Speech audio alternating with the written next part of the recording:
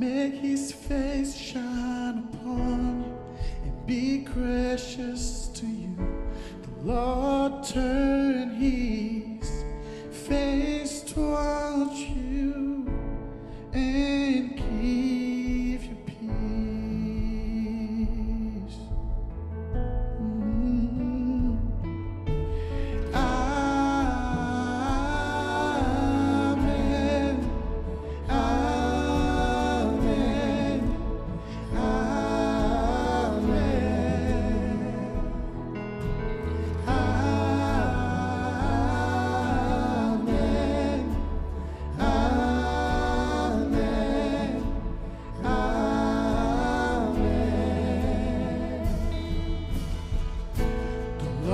Bless you and keep you, make his face shine upon you and be gracious to you. Lord, turn his face towards you and give you peace.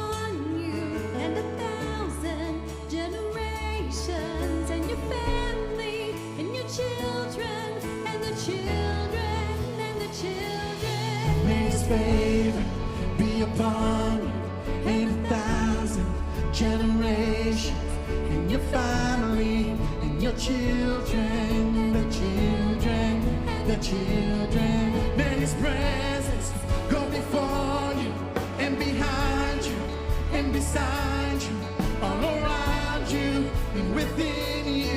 He's with you, he's with you, in the morning, in the evening, and you're coming, and you're going, and you're weeping, and rejoicing. He's for you, he's for you, he's for you, he's for you, he's for you, he's for you, he is for you, he is for you.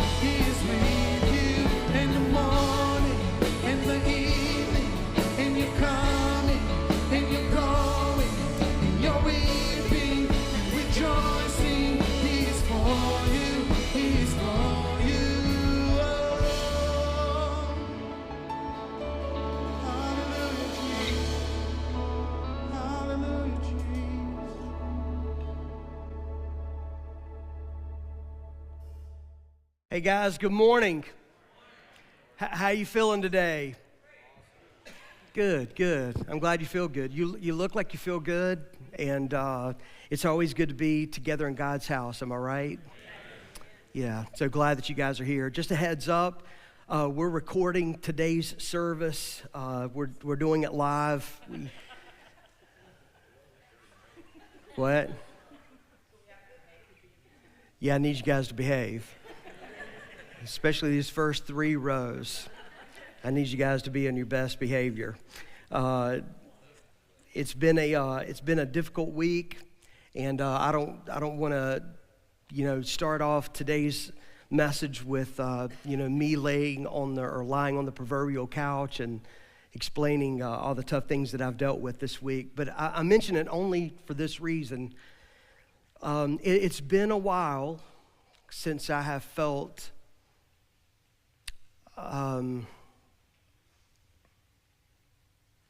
so much pushback from the enemy when it comes to a message.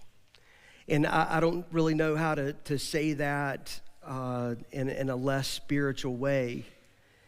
I'm not under the illusion that I'm some great preacher, and I don't think my sermons are ever going to be collected by my children and bound in leather books and sold on bookshelves, which I'm fine with. But I do feel like I know when I've got a message from the Lord, and I know when I'm getting pushed back. And so this week there's just been so much pushback, and that excites me because it lets me know that God wants to say something. He wants to do something in our lives. And in some ways, I sort of crave the pushback. You know, the old saying is, and I don't remember who said it first, but the old saying is that if you never run into the devil, if you never meet up with him head on, it could be that you're running in the same direction. And so you want to be careful about that. Well, I feel like Ken and I have bumped heads this week.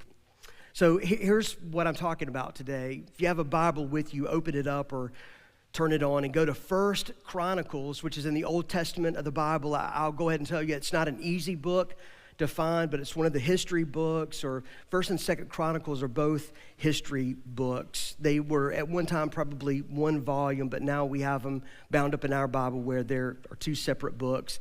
But go to 1 Chronicles chapter 28. We're going to look at about the first 10 verses or so. And today and next week, we're going to talk about God's model for manhood.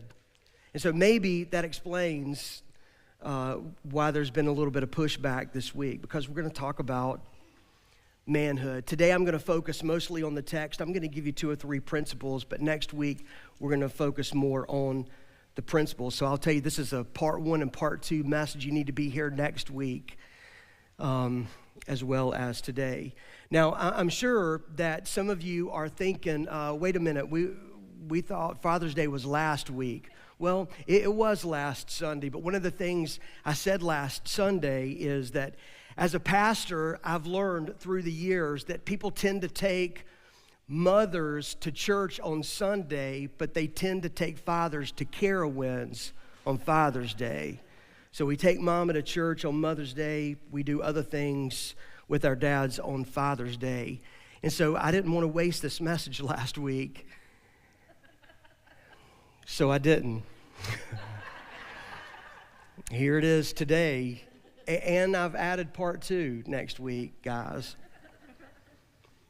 I say this so often, and I'm sure you do too. You feel like you say it too much, but we live in some strange times, don't we? And maybe every generation feels that way. I don't know, but I certainly feel that way for us in the world that we live in. These are strange times. They're very difficult times.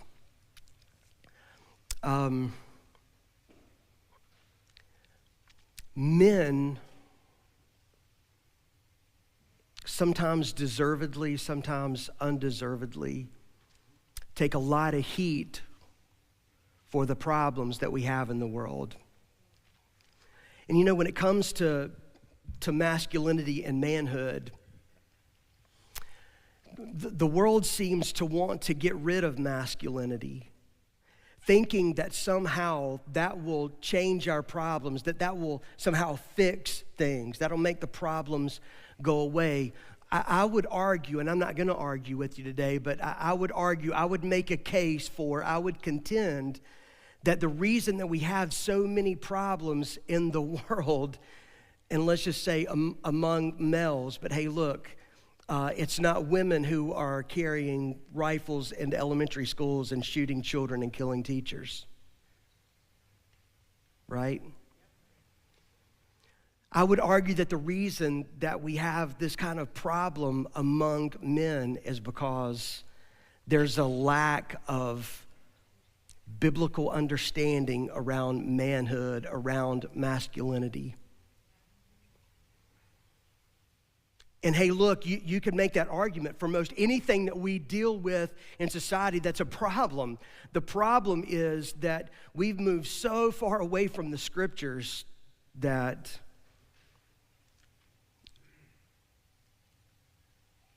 we have all kinds of problems. We have problems in our economy because we don't deal with the scriptures the way that we should. We have problems in marriage because we don't have a biblical filter for what marriage ought to be.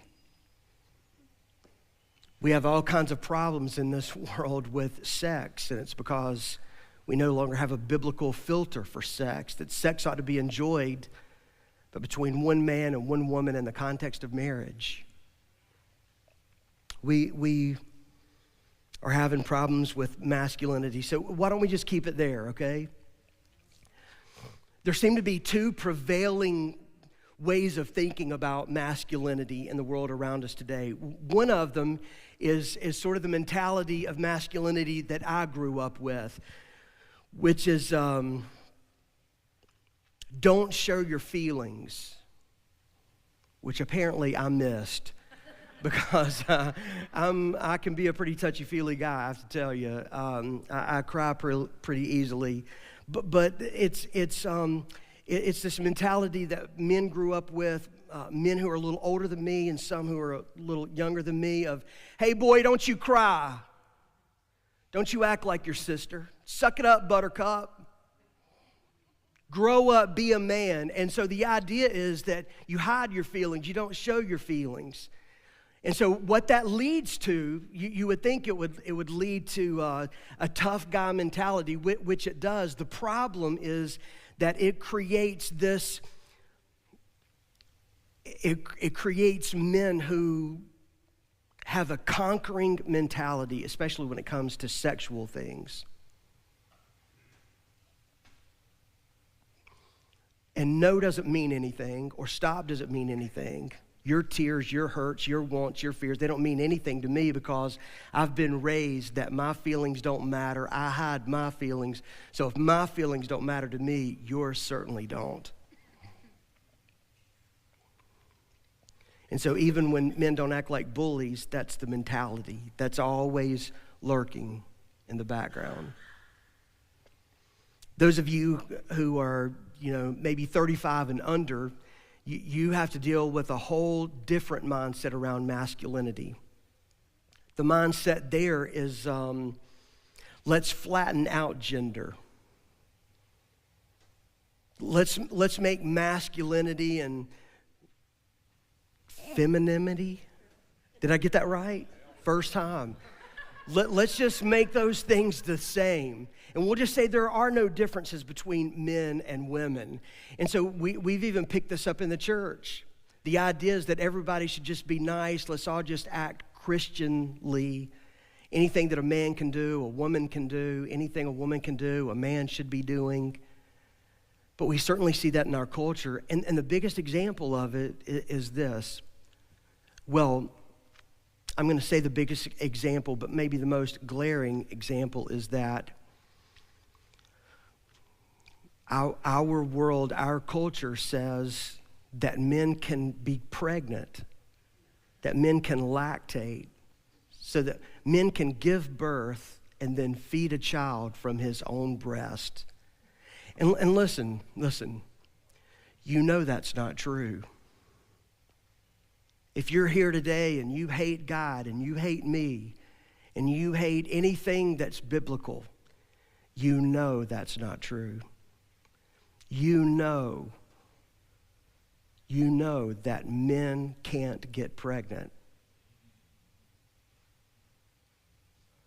The only way that a person would be willing to accept that is that they've been so brainwashed by culture that they're willing to believe anything that culture will feed them,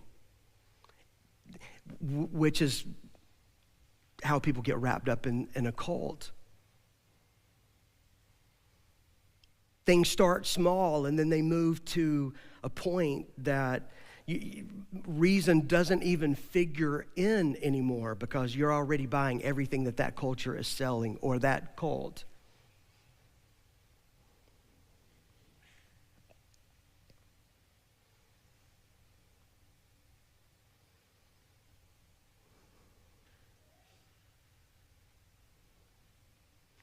One of the things that excites me, I have to tell you, about being a pastor in these days and these times is that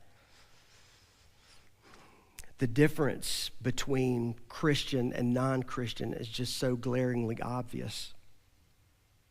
One of the things that our polarized culture has done is it's sort of flushed everyone out into the open based on what you believe. Now, the unfortunate thing is that we've marginalized each other. I had someone this week, it's a person that I've known for 20 years, say to me that if you even mention the word abortion, I'll never listen to another word you have to say. So she probably just clicked out. I wish she wouldn't. I'm so sorry that she feels that way. We're also to a point where I'm never going to stand in the pulpit, or we'll say at a table or behind a pulpit, and talk about politics in that you should vote for this person or that person. I'm just never going to do that. Now, if you want to ask me who I'm voting for, if you want me to tell you who I think you should vote for, meet me after church and I'm glad to tell you, but not in here. And the reason is because I'm not just trying to reach Democrats, I'm trying to reach Republicans too. I'm not just trying to reach Republicans and conservatives, I want to reach liberals too. This is about a gospel thing in here. Yep. But listen, we also live in a world that is just marinating itself in lies. And quite frankly, I'm sick of watching our young people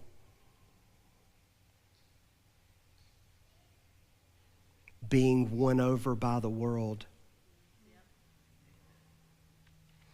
And I think that there are some things that you just have to speak to. And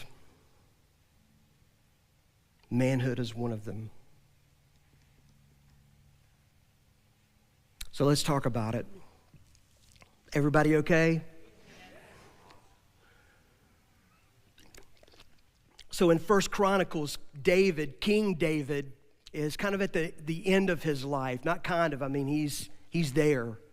What we have in 1 Chronicles 28, some of the last recorded words that we ever get from David. I mean, very soon, King David is going to be standing in the presence of God. There's a change in leadership in Israel.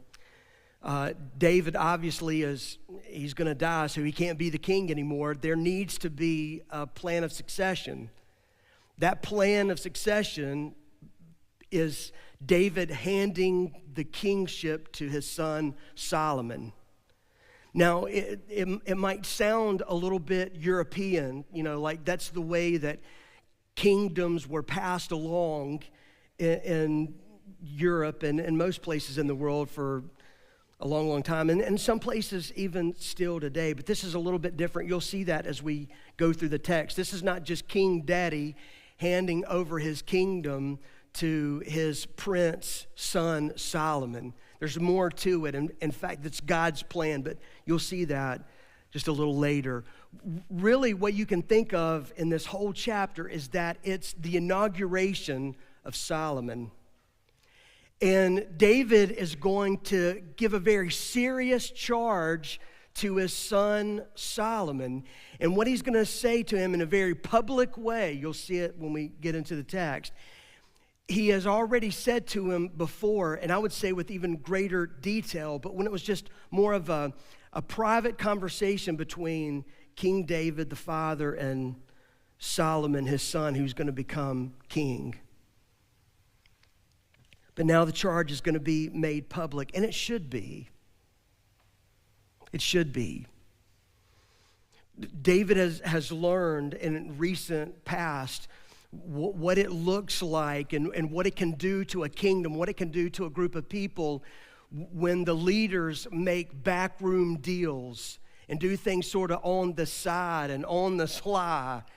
And so David is making sure that all of this happens out in the open. It happens out where everyone can see. This passing of the baton, this handing over of leadership, it's not just about who, but it's about why. And Solomon needs to know why, but all the people of Israel need to know why. So it's the who, it's the why, and the what are the expectations.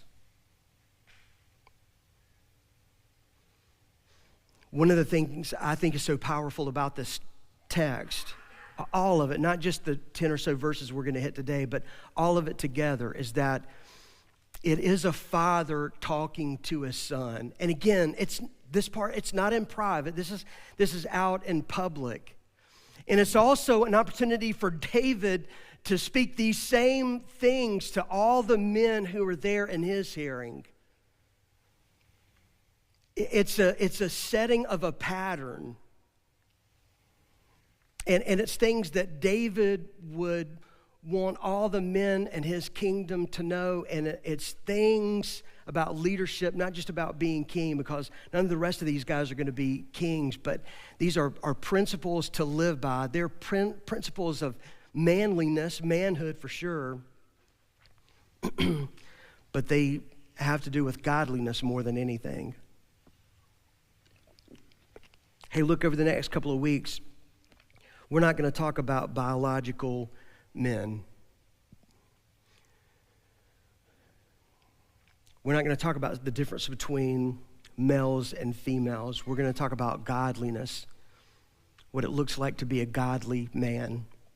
And women, I feel a little bit bad for you in one sense, because here you are, you're thinking Father's Day was last week, and I'm talking to the men again. But in another way, I'm so glad that you're here to hear this, because let me tell you something. You need a biblical filter. Whether you adhere to it or not, you need to know the difference between a man of God and a man who is not a man of God. There needs to be a biblical filter in your life so that you'll be able to say to some guy, you don't get to talk to me that way. You don't get to treat me this way. This is not how a man is supposed to treat a woman. And I can tell you that the biblical filter is going to be so different from the cultural filter that's out there. When I was a kid, and this will be the only reference I think I'll make like this today, but when I was a kid, when I was a teenager, you had chaperones at parties. The chaperones were never there to keep the guys from doing anything to the guys that they shouldn't be doing. It was to keep the guys off the girls. But now, most parties don't really have chaperones like that. That seems so old. And at school, they just hand out condoms, which is basically saying, go get her, boys. The filter that girls have today for how they should be treated or how they're talked to, they get from movies, from rap songs. In my day and my time, you would not be able to get away with calling a woman a hoe to her face. I don't care what color she was. You didn't get away with that, and if the girl didn't say something about it, there'd be 3 or 4 guys right there that are willing to put a fist in your mouth. See, all those filters are gone.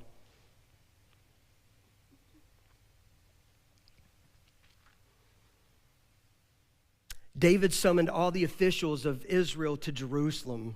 That means all the leaders of the tribes, the commanders, the army divisions, the other generals and captains, the overseers of the royal property and livestock, the palace officials, the mighty men, and all of the other brave warriors in the kingdom.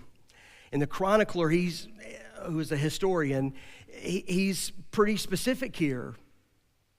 He lists all of these groups, all of these subgroups. It's a way of saying everyone who is in a leadership position, whether you were a part of the king's cabinet, or you worked with the livestock, or you worked in maintenance, or you were one of the tribal fathers of a clan, they were there. They are all here to listen to what the king has to say.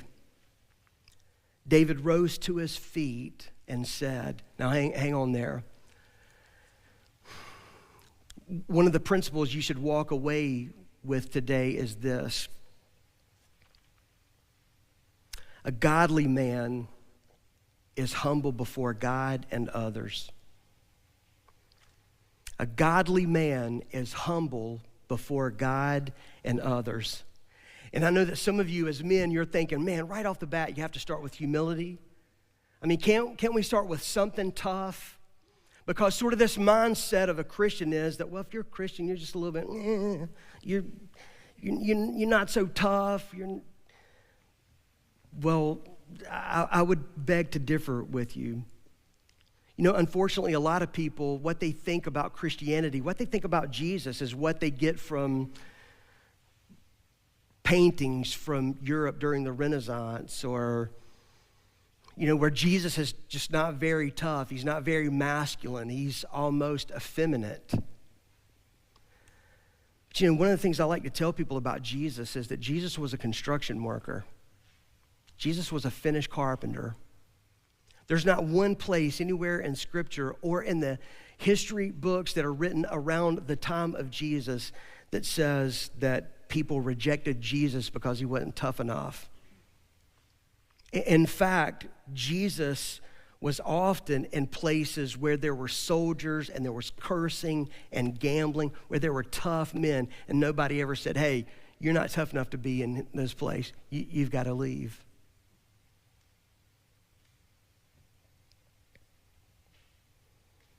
What about King David? You know, I think about King David whenever I think about that misogynistic mindset of men where it says, hey, don't cry, don't be a wuss, don't be a sissy, don't be like your sister, suck it up, buttercup. I'm like, well, what about a guy like King David? I mean, King David was a warrior. He's a warrior king, but man, he was a tough guy. I mean, King David was known, it'll come up here in the text, but King David was known for the men he had killed. The pretty girls in Israel wrote songs about him. They said Saul, who was the king at the time, has killed his hundreds, but David, Dreamboat David, he's killed his thousands. He's a tough guy. You're going to see in a little bit, in the text a little bit later, that he's disqualified from building the temple of God because of all the people that he's killed in his past. He's a tough guy, but in his downtime, he played the harp and he wrote poetry. He's not a guy who hid his tears. And so I know that some of you are pretty tough, but you're not David tough. I mean, I know you go to 9 rounds or you do the CrossFit thing, but David once killed a bear and a lion. If there's going to be if this is going to come down to a street fight, if they're going into the octagon, my money is on King David.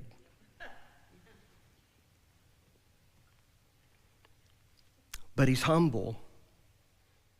Part of the humility is the fact that he has all of these leaders out there listening to him talk to his son. But this part where it says David rose to his feet, keep in mind that David is an old man. David is probably like a lot of leaders do when they get to a certain point in age. They're not seen out in public anymore.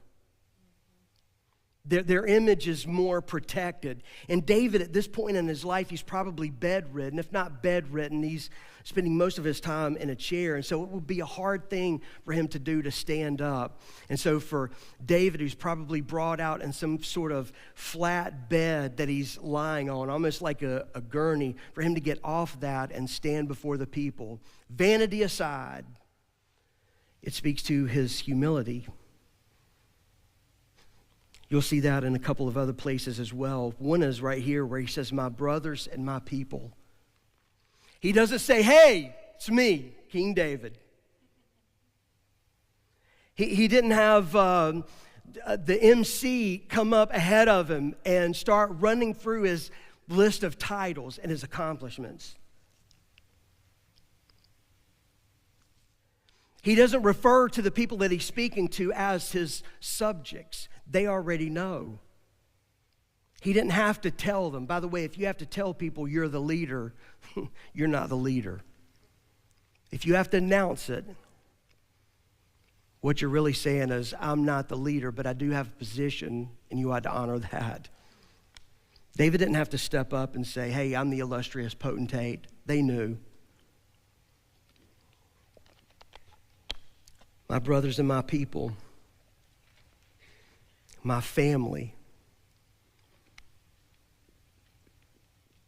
It was my desire to build the temple where the Ark of the Lord's covenant, God's footstool, could rest permanently, which is an interesting place to start. I'll explain that in a minute. I made the necessary preparations for building it, but God said to me, you must not build a temple to honor my name, for you are a warrior and have shed much blood. So it says something about David's humility here, that he doesn't start with the list of his accomplishments, and he has a lot of them. Instead, he starts with the leadership goal that was in his gold bucket that he didn't get to, that he couldn't do. And it wasn't just that he didn't have enough time or he didn't have the resources or whatever. He was disqualified from it. It's like standing up and saying, the one thing I wanted to do as king is to build a place of worship for God's people, a place where the Ark of the Covenant, the presence of God, where the Shekinah glory of God would rest. And for forever, it would be the place that we go and worship God, but it would always be called David's temple.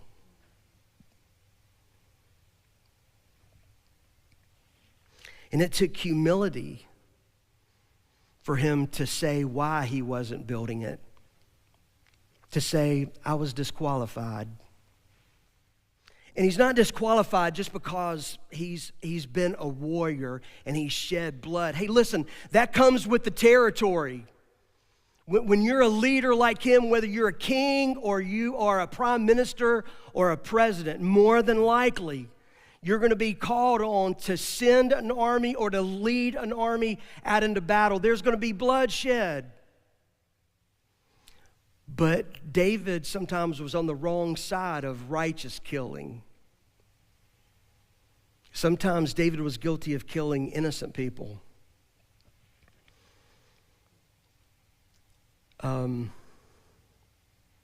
Like Uriah the Hittite. So if you go to 1 Samuel, I think it's chapter 17, Samuel begins by saying, in the time of the year when kings go out to battle, David stayed home. That's a mouthful because David was somewhere he never should have been. The spring thaw has happened, and so now if you're going to mobilize an army, springtime, the best time to do it. Your soldiers can eat along the way. There are things blooming, things growing, things birthing. That's the right time to go to battle. But David didn't go with his men like he should have. He stayed at home. And while he was staying at home, he was hanging out on his balcony one day, and he looked down and he saw Bathsheba taking a bath. It's not the first time he had watched Bathsheba take a bath, I'm sure. And I would dare say that Bathsheba probably knew that David was up there on his balcony watching her take a bath. She's not innocent in this. So after a while, David got tired of looking, and he decided to send for her. They have a romantic relationship, I'll call it that, and she became pregnant.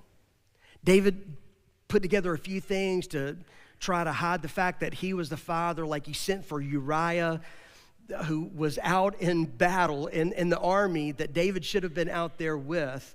Instead, he's back home having an affair with this man's wife. He sends for him, has him come home thinking, well, this guy's been off to war. He's been missing his wife, so he'll go in and have sex with Bathsheba, and then everything will be okay. Nobody but me and Bathsheba will ever know that little boy running around belongs to me. Well, that didn't work out the way he thought it would, so we went to plan B. Plan B didn't work. Plan C was to have Uriah killed in battle. That's being on the wrong side of death.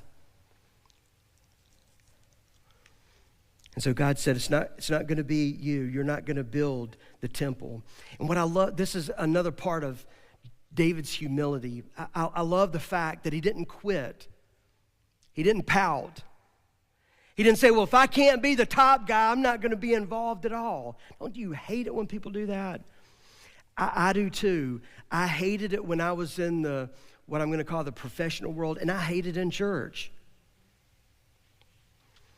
I see, over the years, I've seen men and women who go to Wells Fargo or you name the place, and they're like conquerors. They deal with all sorts of stuff at work. They fight through the politics that's a part of working in a big corporation like that, and they deal with it, and they seem to enjoy it. But man, you let the first little thing happen at church, the next thing you know, they're gone. And the human in me just wants to say, what a baby. Suck it up, buttercup. Stop crying. Get over.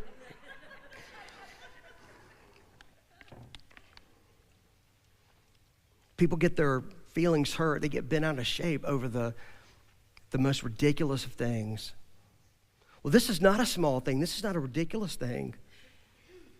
This is what the guy has been hoping to do all along, and God has disqualified him from it. And instead of just saying, well, okay, I'll just stand back and watch the next guy, he puts together all the preparations. He makes all the plans. You're going to see next week when we get deeper into the text that he rounds up the supplies. He has all the building prints. I mean, he has everything, even the labor, all lined up. He has everything that Solomon's going to need to help him to be a success. Man, that's the kind of leader that you want right there. A leader that's humble enough to say, okay, I'm not the guy with the position. I might not even be the guy that gets all the pay or all the glory, but I'm going to do everything I can to help that next guy be a success. It's humility. Humility is just submitting yourself, your life, your wants, your desires under the authority of God. And David does that. It's one of the reasons why, even though David does some very sinful things in his life, he's referred to in the scriptures as a man after God's own heart. He goes on to say, yet the Lord, the God of Israel, has chosen me from among all my father's family to be king over Israel forever. That's a big deal. It's a big deal. It's another part of that humility of David. He's saying God is sovereign, and I'm here as king because God is sovereign, not because I'm great. And what he refers to there in the first part of verse 4 is something you might not know, but it's something that everybody listening to him that day would have known. When God sent Samuel to the home of Jesse to figure out which one of Jesse's sons is going to be the next king of Israel, Jesse brought all of his boys in except for David. of all of his sons, when Jesse, David's father, when he looked at all of them,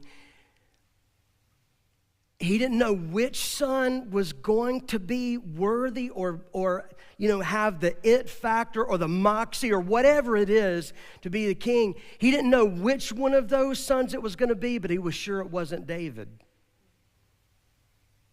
Because when Samuel went through all of these boys, there was a signal between God and Samuel that Samuel would know that this is the man, and it was a horn of oil, and he was to turn the horn over each of the sons, and the son that the oil came out over, that would be the king. And so he goes through all of them. Nothing. The oil doesn't come out. Open-ended. Cans off the container.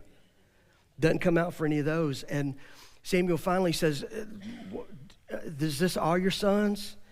He said, well, no, it's not all of them, but it's all the good ones. I mean, there's one more, but you can't mean him, right? I mean, it's David, but we have him out on the back 40. He's out there watching over the sheep. He's out there doing the job of a kid. You can't want him. Samuel said, go get him.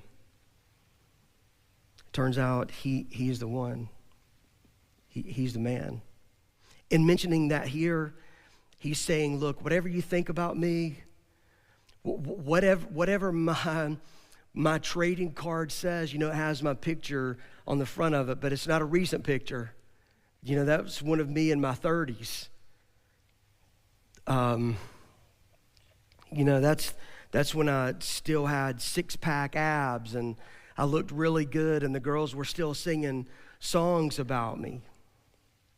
And then you turn that trading card over, you see all those accomplishments. That's not why I'm king. I'm king because that was God's plan, not my plan. That's not an easy thing to do when you're the king, when you're the man. When you're the man or you're the woman, you want to say, hey, that's my plan. Yeah, we're going to do my plan. My plan succeeded. It's all about me. David may have felt that way at some point in his life, but he certainly doesn't now. He said, for he has chosen the tribe of Judah to rule. And from among the families of Judah, he chose my father's family. And from among my father's sons, the Lord was pleased to make me king over all Israel. And from among my sons, the Lord has given me many. That might be the only bragging spot in the whole place. And the Lord's given me a lot of them. But I really think he's bragging on the Lord. The more sons you had, the more it was thought that you were blessed by God. He chose Solomon to succeed me on the throne of Israel and to rule over the Lord's kingdom. Some of the men who are sitting in that crowd of leaders that day were men who tried to help Adonijah, David's son, overthrow him in a coup. I think that's part of why David has them all there in his presence. So there's no question about who the next leader is going to be, and you're going to sign off on it. But he's letting them know, listen, if you go playing with who is the king, you just understand it's not a political thing, it's a spiritual thing. To go against who God has decided is going to be king, that's to go against God.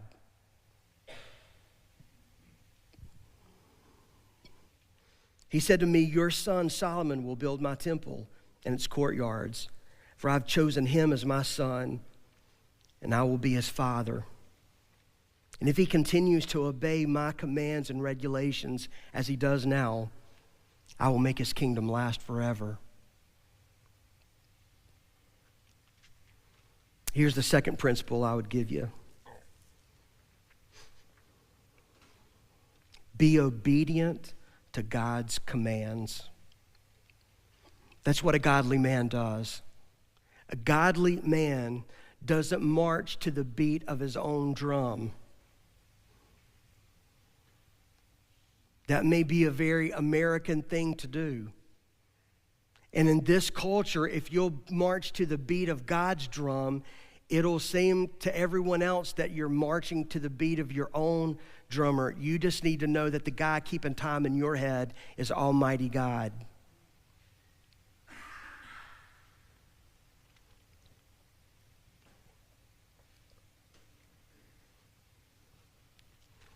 Look at verse 8.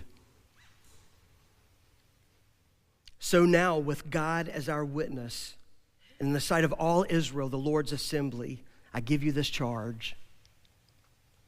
Be careful to obey all the commands of the Lord your God, so that you may continue to possess this good land and leave it to your children as a permanent inheritance. You know what just happened here? David says, son, let me tell you something. The most important legacy that you can leave for your children, the most important inheritance that you'll leave your children is a heritage of obedience to God.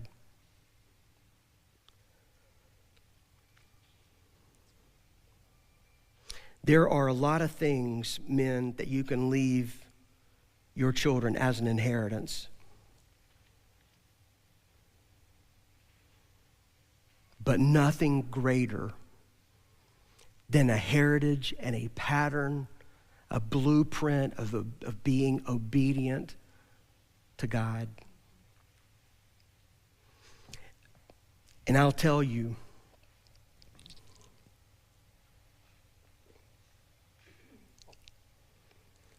nothing's even a close second. I was reminded of this, I don't know, maybe a week ago.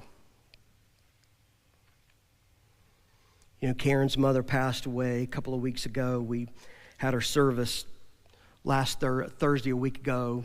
And then, well, I guess it was Saturday, we were all back over at Mr. Pate's, which is weird to say. We were at Mr. Pate's. We're not at Nanny and Pop's anymore. We're at Pop's house. That's what we call him, by the way. Miss Pate was Nanny, just in case you're not sure. And Pop, that's what we call Mr. Pate.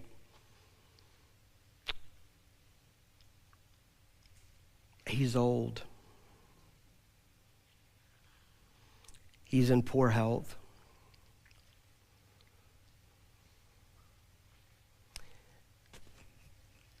He can't stay at home by himself, but he doesn't need a nursing home either.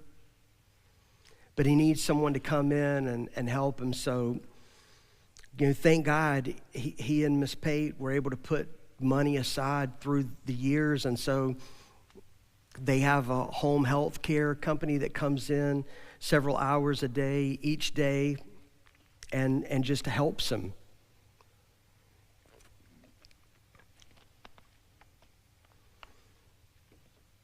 And Pop's always been a little bit cheap. But he hates seeing the money that he's spending on this. And I get that.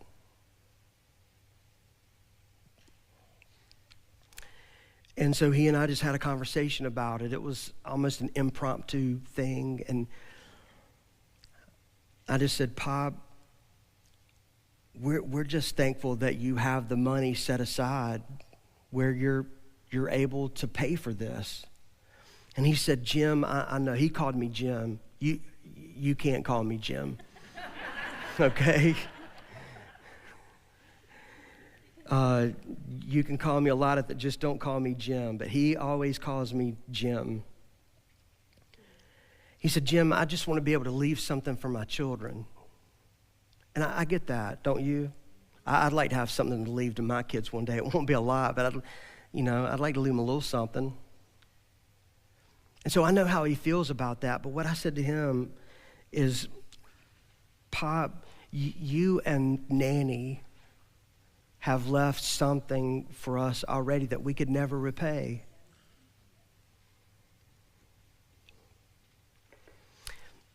All four of his children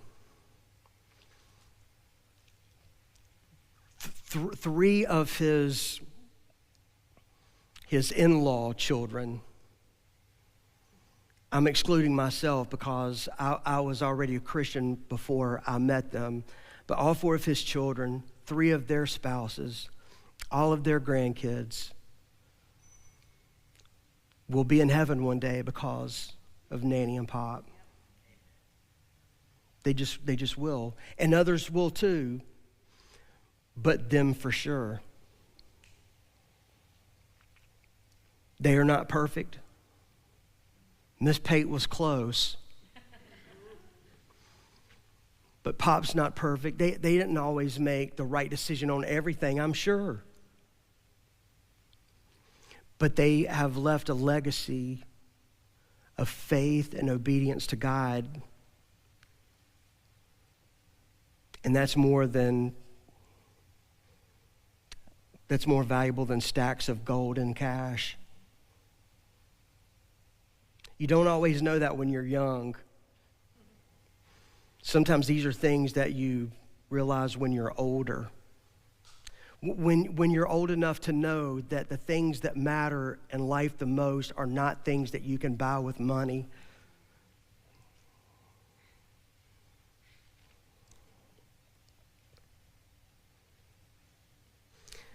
Men, play with your kids. Take them to the racetrack.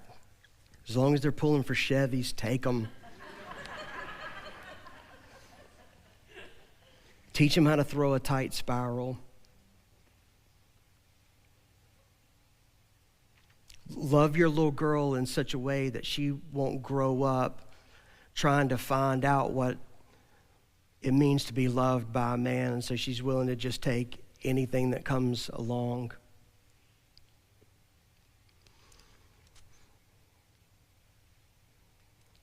But if you don't leave your kids a legacy of faith and obedience to God, you failed them.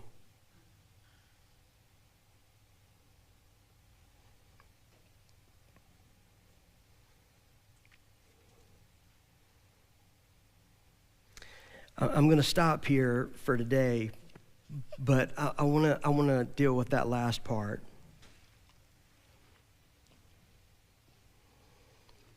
So what if you haven't left that kind of legacy? What do? You repent, and you start now. You can't do anything about what you haven't done. You can't change anything that you have done, but you can start again. The thing I love about David, and I know this is Solomon's inauguration, but there's King David. The prophet Nathan came to him one day, and this was after, this was after the whole Bathsheba thing, the affair, the baby that was born that died. By the way, Solomon is the second son born to David and Bathsheba. The son Bathsheba was originally pregnant with, that baby died. And so Solomon is sitting on that stage, and everybody out there knows, hey, I'm not going to say anything about it, but Solomon, it's not the best of stories. How his mom and David got together. So one day Nathan comes to David, and he said, David, I want to tell you a story about something that's happened in your kingdom. David said, okay, let's hear it. He said, there's a very rich man in your kingdom that had lots and lots of cattle and herds, very wealthy man. And there was another man in your kingdom that was very poor. The only thing that he and his family had, they didn't judge their wealth by the size of their stocks, but by their flocks. So for this guy to only have one lamb, he's very poor. So he has one lamb. And he said the man and his family, they loved that little lamb. They cherished it. It was their prized possession. He would eat at the table with the family. He would sleep with the kids at night. He's a pet. One day the rich man decided he was going to have a party. Some of his friends came into town, and instead of going out to get one of the sheep out of his many, he sent his servants to the poor man's house to get his lamb,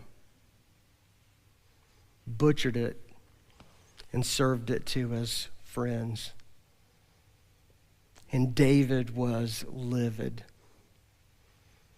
You can almost see him grab a sword and say, who is this man? He will repay him 100 times over. I'll kill this man myself with my own bare hands. And Nathan said, David, that man is you.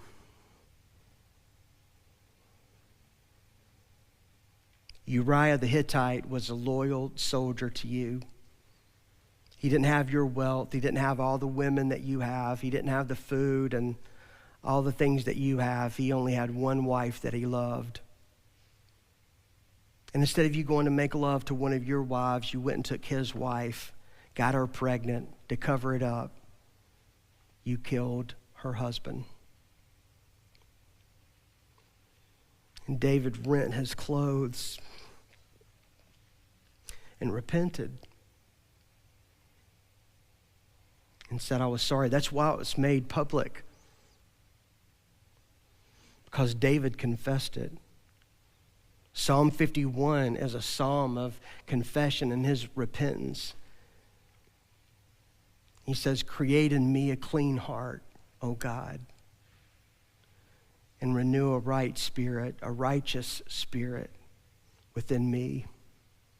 He was a man who repented. So you haven't been doing it right. So start doing it right. I wish I could go back and change some of the patterns that my kids saw in my life. But just start doing it right today. Let's stand together. I want to pray for you.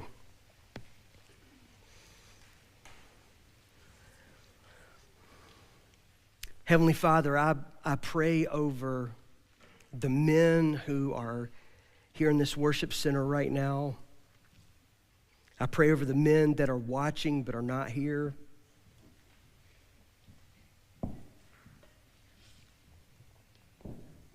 I pray, Lord, that the young fathers or the men who will one day be fathers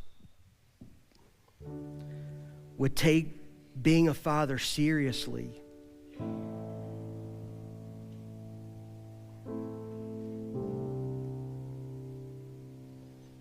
To set the right examples. It's not going to be perfect because none of us are, but teaching the right things, doing the right things.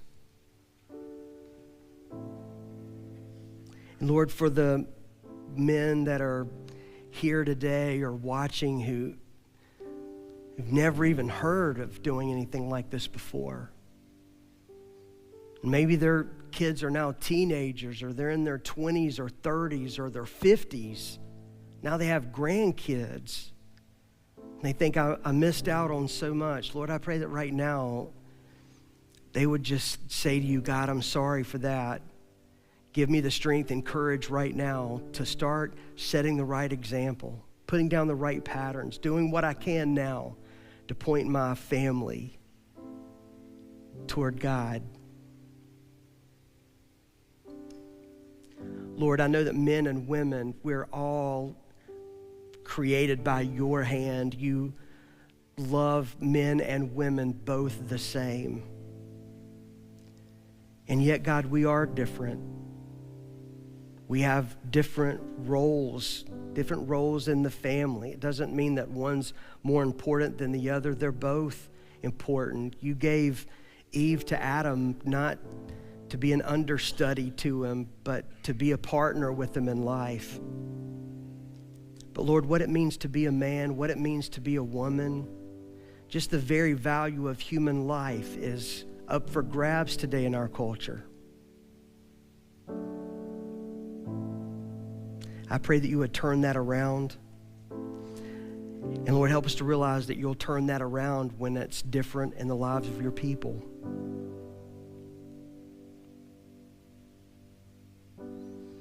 So thank you for fathers. Thank you for men. And thank you for our mothers. Thank you for women. Help us to be humble and obedient. Humble, willing to submit to your authority and your leadership, that you know what's best for us. Obedient in that even though we don't understand sometimes why you give us this command or that command, just help us with our whole heart and a willing mind to be obedient. Jesus, we pray in your great name. Amen.